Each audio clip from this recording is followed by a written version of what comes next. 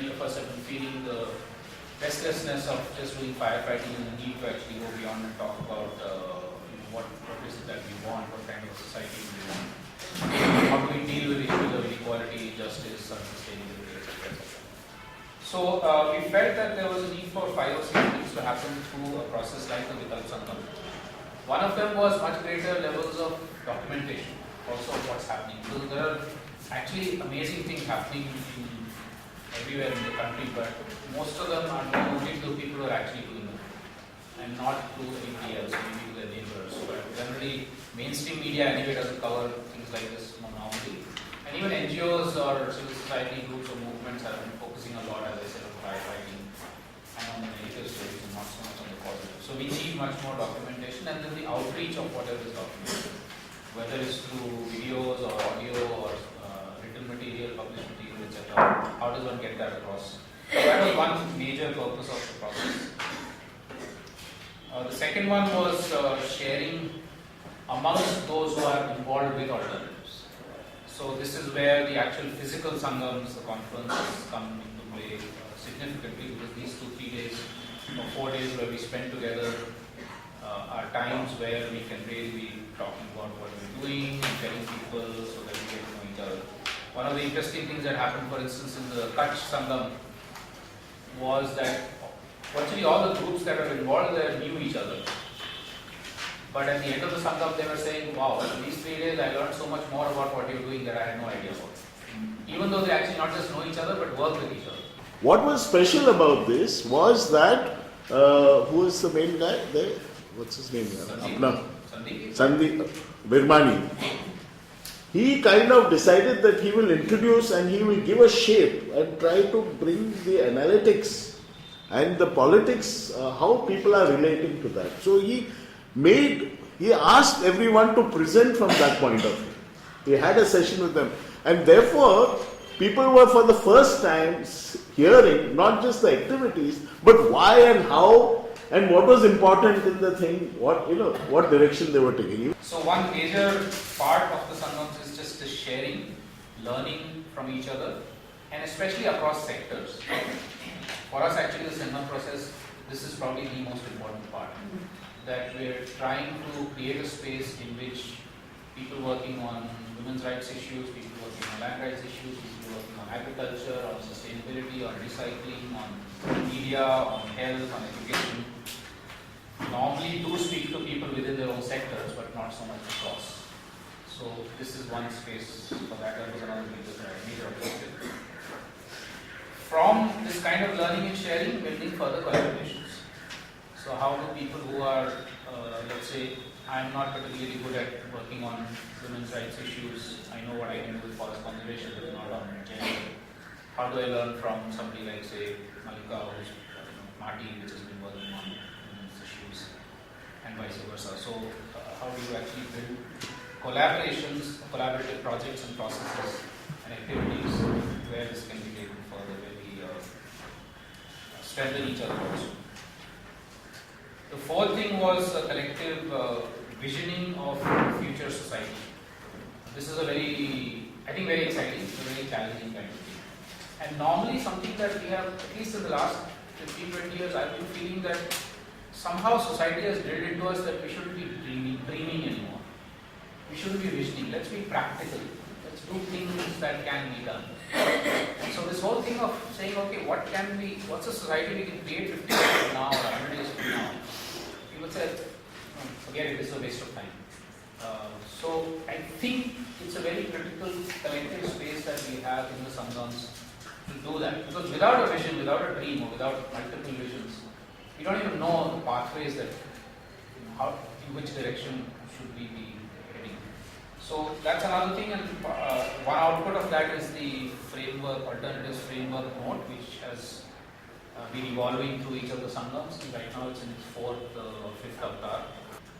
And then the final objective of this was whether through all of these processes over time we can build a more critical political mass for change, for larger macro change. Change in policies, change in governance patterns, change in economic structures, etc. This is, of course, right now maybe too early for something like the Vikalp Sangam process. But the conversation that we need to have, I feel over here, is what conversations are needed in the Vikalp Sangam process or in the civil society space. What conversations are missing? What dialogue is missing? And do people even want that dialogue? We put together Vikalp Sangam, people come, they have a conversation and then they go back. It is not their need to have a conversation, it is our need to have a conversation. Right? So what questions do we need to trigger? What questions are not being discussed in the existing civil society space? The existing civil society space of the energy groups, or the existing civil society groups of the farmer groups. The political economy of our work. Look, I feel that should be our agenda, rather than getting sucked up into the difference of opinions within the specific sector. Again, like for me, what Abhishek was mentioning was the framework or a design for a Sangam. Maybe also what John had mentioned earlier, asking people to explain from a thematic or from an analytical framework, rather than saying what we are doing to why we are doing it and how are we impacting the politics. And I still raise a question on the need for a thematic Vikalp Sangam. I have raised this question also on the mailing list, and I still haven't gotten a very convincing answer. Why do we need a thematic Vikalp Sangam? Because the very essence was to have conversation between sectors. And when I was, for example, in Maharashtra, I was there only for one Vikalp Sangam. We broke up into thematic areas, one group discussing food, another group discussing education, which goes against the very idea of conversation between thematics. So there have been a lot of questions. So it's really actually building in multiple perspectives even into a single theme, which was the idea of thematic sangams. So it's not, I don't think it necessarily breaks the objective of having cross-sectoral spaces. In some senses, these are also cross-sectoral spaces, because otherwise you can tend to look at a theme only from one particular perspective. I'm just trying to break out of that. If there is a detailed discussion on the cultural perspective of food, how does that then get applied to a subsequent discussion on water, for example? And so, which is basically in the establishment of that framework and principles. And how do we measure is the wrong word for it, because not all of it is very quantitative.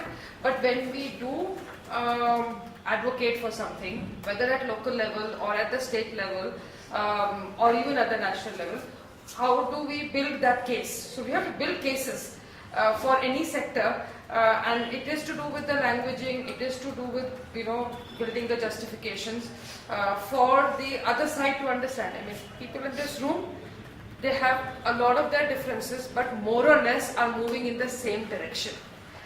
There are people outside this room with whom we have to engage with, and that vocabulary requires to be built, and which will need some of the analysis, and I think that process needs to begin somehow. May begin through the collective visioning process that you mentioned, may begin through learning from other institutions or other. And even if we provide a space for dialogue, so what? If those who are engaged in alternatives are part of existing institutions, and institutions work through funding. So if I'm working on food and I'm doing a lot of work with food, and somebody comes to a Sangam talking about education, do I really care? Do I have the bandwidth? Right? So what is the point of the conversation? So I think we're coming back to the basics. Why the conversation? Do people want the conversation? How do we trigger questions? Because right now everybody is, whether you are in a struggle group or an institutional mode of alternative, we are always in the firefighting mood, right? You are firefighting either against the government or you are firefighting for resources and for programmatic firefighting. That's also still firefighting. There is restriction of funding over there. So those fundamental questions are not being really discussed. Neither in the issue-specific groups nor over here. So I think raising this back to the basics questions, why and what and how, what if, why not, I think those are important. And if we put our heads together, we can come up with some designs, some ideas on facilitating that in the civil society as a whole through those Vikalp Sangams. An output, what we get out of it.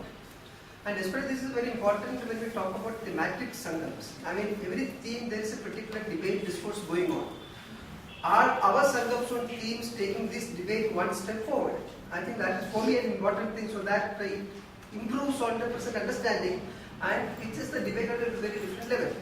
Now, for example, in the renewable energy context and everything about decentralized energy, I think there are a lot of, even among the progressive circles, there are certain unsettled issues. Now, grid versus non-grid or microgrids. And what is the normative framework under which some of these renewables operate? I think these are issues I think we need to take up. So at the end of the Sangam, I've been following some of the part of the E group, so I was not part of the Sangam. But can we not come up with a paper which may not be conclusive, but saying that okay, this is the present level of discussion, debate, but because of this Sangam and the people coming together, there is a different understanding we're carrying. So that we drive the discussion on this issue in a particular direction. I think especially for thematic Sangam, this is very important. Maybe regional Sangam, this may be a little difficult because there are all other issues coming up. But thematic is an area where we can actually consolidate this understanding, take the debate forward. And the output sense of the discussions, even a thematic Sangam or a regional Sangam, if one of the things that are coming out, and there is a lot of discussion on the generic principles in a sense, issues whether they're of business analysis or of decentralization or of governance, of economic analysis, cost benefit on the ground, or equity issues. I think if we can actually, if those are the base principles, then how you measure them, whatever, that's something that we can actually bring them out, then they can be applied across sectors, and this is where cross-sectoral, cross-issue working can be done, and that becomes a kind of a frame on which many other issues, many sectors can then be analyzed, addressed, and suggestions made. But overall, the paradigm itself and what part of it gets grabbed.